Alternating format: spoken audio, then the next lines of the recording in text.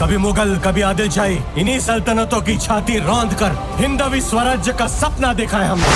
এই মুহূর্তে রিতেশ দেশমুখ অভিনীত এবং পরিচালিত রাজা শিবাজি সিনেমাটির রিভিউ করে শোনাবো। আদিল শাহী, নিজাম শাহী এবং মুঘল শাহী এই তিনটি রাজত্ব কোনো না কোনোভাবে মারাঠিদের একেবারে কুক্ষিগত করে রেখেছিল। আর এটাই ছিল ছত্রপতি শিবাজির কাছে একটা বড় চ্যালেঞ্জ, যে এই তিন ধরনের রাজত্ব থেকে মারাঠাকে আলাদা করে স্বরাজের অধিকার পাইয়ে দেওয়া এবং তাদের ঝান্ডা, ভাগুয়া ঝান্ডা বা তাদের নিজস্ব পতাকাকে আকাশে উড়িয়ে দেওয়া। রয়েছেন সঞ্জয় দত্ত, রয়েছেন অভিষেক বচ্চন, রয়েছেন রিতেশ দেশমুখ, রয়েছেন জেনেলিয়া দেশমুখ।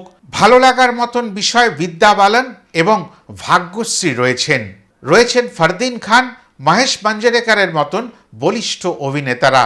এই সিনেমাতে যে ইতিহাস দেখানোর চেষ্টা করা হয়েছে সেই ইতিহাসটিকে তুলে ধরার জন্যই প্রথম 1 ঘন্টা খরচ করে ফেলা হয়েছে।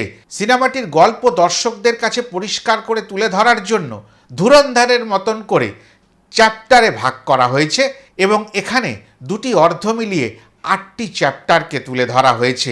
শিবাজি মহারাজের জন্ম থেকে কিন্তু এই ইতিহাসখানি তুলে ধরা হয়েছে। আমার সম্পূর্ণ ভিডিওটা দেখবার জন্য নিচে দেওয়া লিঙ্কে ক্লিক করুন।